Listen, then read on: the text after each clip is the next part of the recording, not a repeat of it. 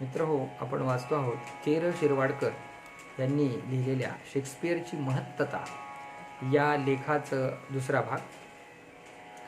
या लेखामध्ये के. शिरवाडकर हे खूप मोठे समीक्षक आहेत, कुसुमाग्रजांचे भाऊ, आणि त्यांनी एकूण साहित्याच्या शेक्सपियरच्या साहित्याची मूल्यमापन करण्याचा प्रयत्न या लेखात केलेला आहे. हा लेख अंतरणाच्या मासिकामध्ये 1998 एप्रिल 98मध्ये प्रकाशित झालेला आहे. त्या लेखाचा पुढचा भाग आपण पाहू. शेक्सपियरच्या नाटकातील मानवी जीवनाचे दर्शन अत्यंत मनोवेधक आहे. त्यात विलक्षण विविधता आहे, वैपुल्य आहे, यात शंकाच नाही. या बाबतीत महाभारत सोडल्यास शेक्सपियरची बरोबरी तर कोणी करू शकेल असे वाटत नाही.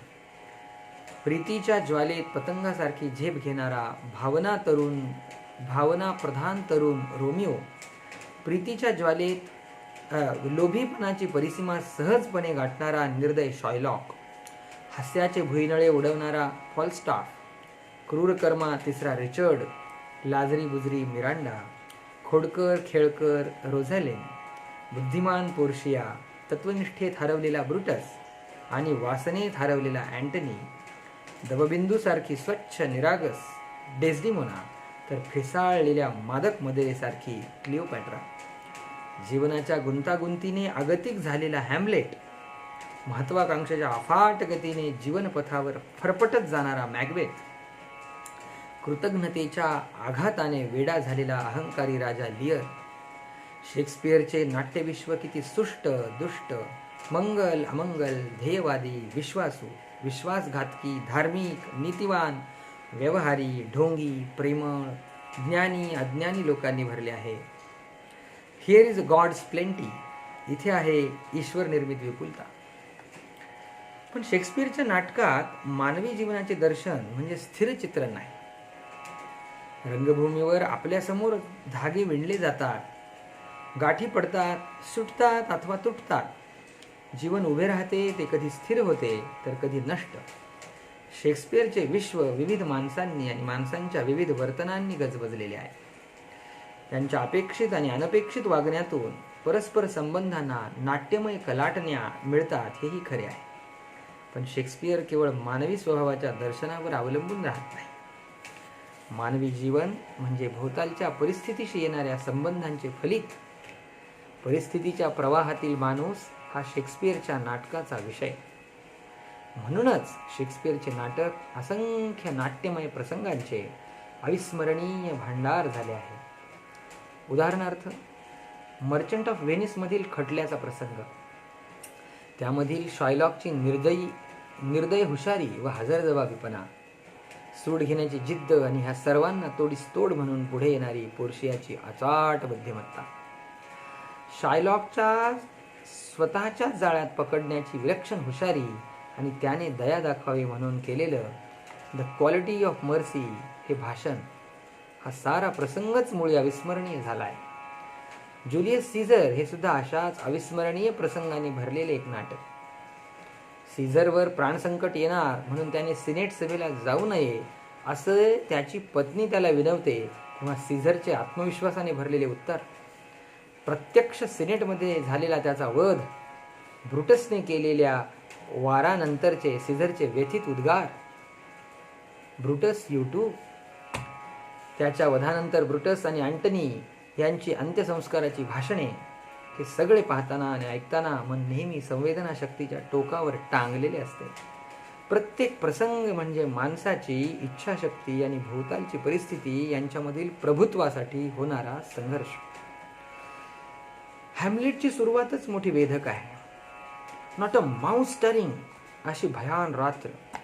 एलिनॉर किल्ल्यावर होरेशिओ आणि दोघे सहकारी पहाऱ्यावर आहेत.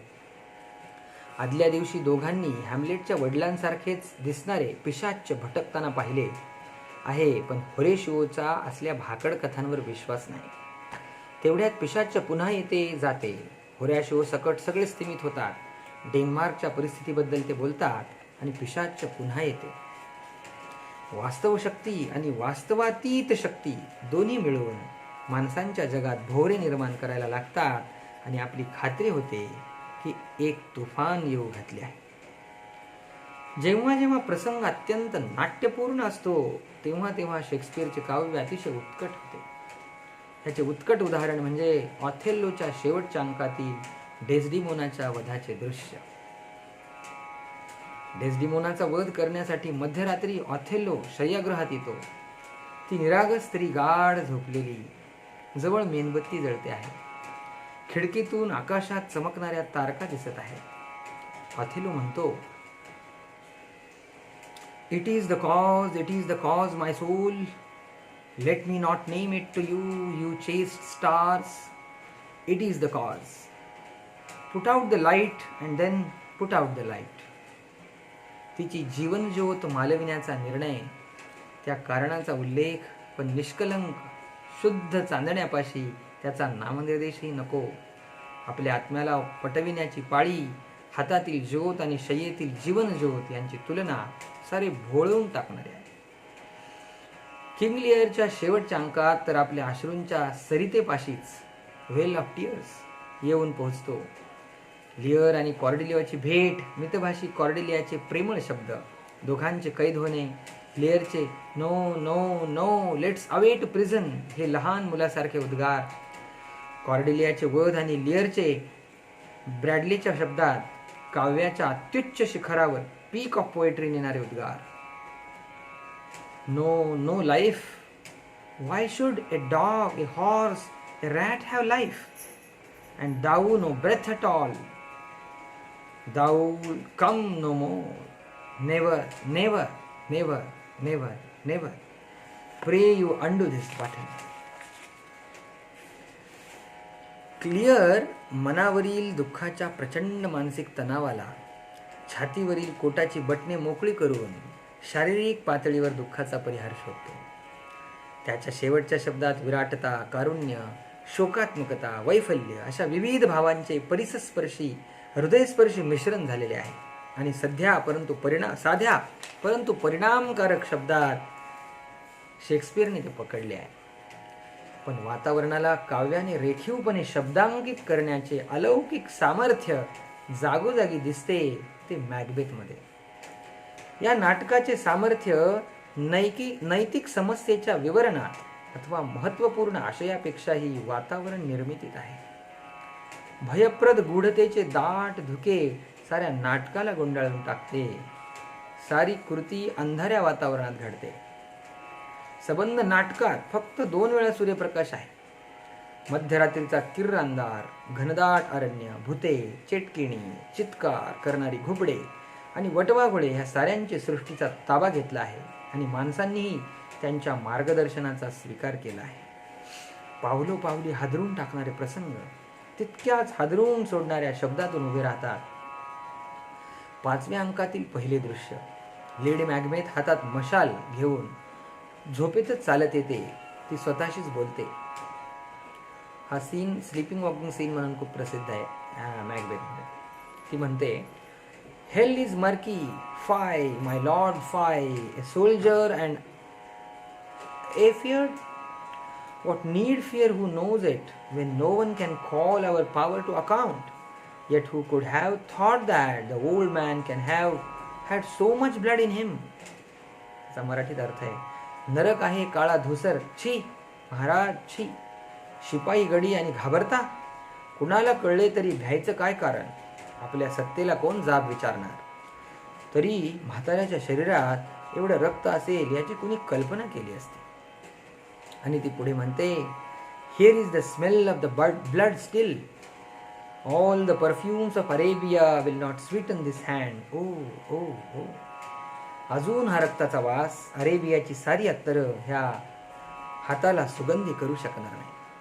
मॅकबेथ नाटकामध्ये जो किंग डंकन असतो तोच मॅकबेथकडे एका संध्याकाळी भोजनाला येतो आणि त्याच रात्री त्याची पत्नी लेडी मॅकबेथ त्या राजाचं वध करायला लावते आणि राज्यावर बसायला त्याला सांगते. अशा अर्थानं ते नाटक आहे. आणि मग तो राजा मेल्यानंतर त्याचं जे रक्त त्याच्या हातावर सांडलं आहे, त्या रक्ताकडे पाहून लेडी मॅकबेथला एका अर्थानं रोग होतो. ती म्हणते की ती सारखी हात धुवत असते. हात कितीदा धुतला तरी तिला त्याच्यावर रक्ताचे डाग दिसत असतात. आणि म्हणून ती म्हणते, "here is the smell of blood still, all the perfumes of Arabia." म्हणजे अरबस्थानातली कितीतरी उत्तम अत्तर कितीदाही लावली तरी हे रक्त जात नाही आहे असं. लेडी मॅकबेथ मध्यरात्री झोपेत चालत येते, ती एक मशाल घेऊन. खुनानंतर तिच्याजवळ सतत उजेड असला पाहिजे अशी तिची आज्ञा होती.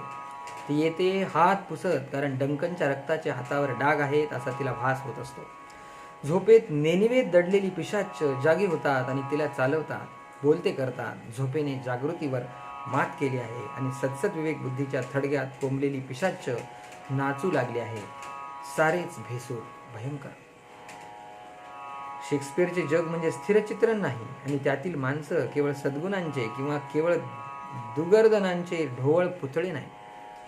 येथे माणसे जन्माला येतात, वाढतात, जगतात, कधी एकमेकांना आधार देतात तर कधी एकमेकांचा नाश करतात.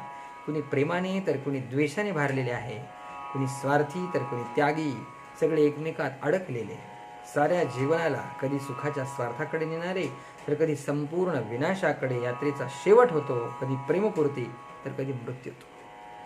शेक्सपियरची कथानके, त्याची संविधानके, नाटकातील स्वभावरेखन ह्या आणि इतर अनेक कलात्मक घटनांनी त्याचे नाट्यवैभव सिद्ध झाले आहे. पण या सर्वांना सामावून टाकणारी एक विलक्षण शक्ती म्हणजे त्याची कविता. मला वाटते शेक्सपियरचे अंतिम सामर्थ्य आहे ते त्याच्या काव्यात. नाटक आपण पाहतो, नाट्यगृहात 3-4 तास मुग्ध होऊन बसतो, पण नंतर काय स्मरणात राहते? 5 अंकाचे आणि हजारो ओळींचे नाटक नाही. कथानक अस्पष्ट होते, संविधानकांची चतुराई विसरून जातो, पात्रे आणि प्रसंग हे स्मृतिपटलावर पुसट होतात. शेक्सपियर लक्षावधी लोकांच्या मनात घर करून बसला आहे तो त्याच्या अद्वितीय कवितेमुळे, आणि ही कविता रती त्याच्या नाट्यवैभवाचा मुकुट आहे. रंगमंदिरातून आपण बाहेर पडतो आणि आपल्या आयुष्यात परततो, आपल्या जगण्यात परततो. नाटक रंगमंदिरात राहते किंवा पुस्तकात राहते, पण जगता जगता जी मनात घुमत राहते ती त्याची कविता. ह्या नाटकातल्या 2 ओळी, त्या नाटकातल्या 4 ओळी, ज्युलिएटचा प्रेमालाप, अँटनीचे भाषण, हॅमलेटचे स्वगत, लिअरची शापवाणी, प्रॉस्पेरोचे भाष्य, जीवनात ठेचा खाल्ल्या किंवा आनंद झाला म्हणजे सतारीच्या तारांवर आघात होतात, त्या झंकारून उठतात, तशा या ओळी आपल्या मनात झंकारतात. आयुष्याचा प्रवास शेवटी एकाकी असतो, अगदी एकाकी. पण ह्या एकाकी प्रवासातही कधी कधी अदृश्य सोबत मिळते कवितेची. ती छायेसारखी आपल्याबरोबर राहते आणि आपल्याला सोबत करते, आपल्याशी बोलते, आपल्याला दिलासा देते. आयुष्याच्या अंधारात आपल्या प्रकाशाने चमकणाऱ्या ह्या तारका, त्यांच्याकडून प्रकाश मिळो ना मिळो आधार मिळतो. शेक्सपियरचे योगदान ह्या दृष्टीने फार मोठे आहे. या लेखाचा पुढचा भाग, 3रा भाग आपण पुढच्या व्हिडिओमध्ये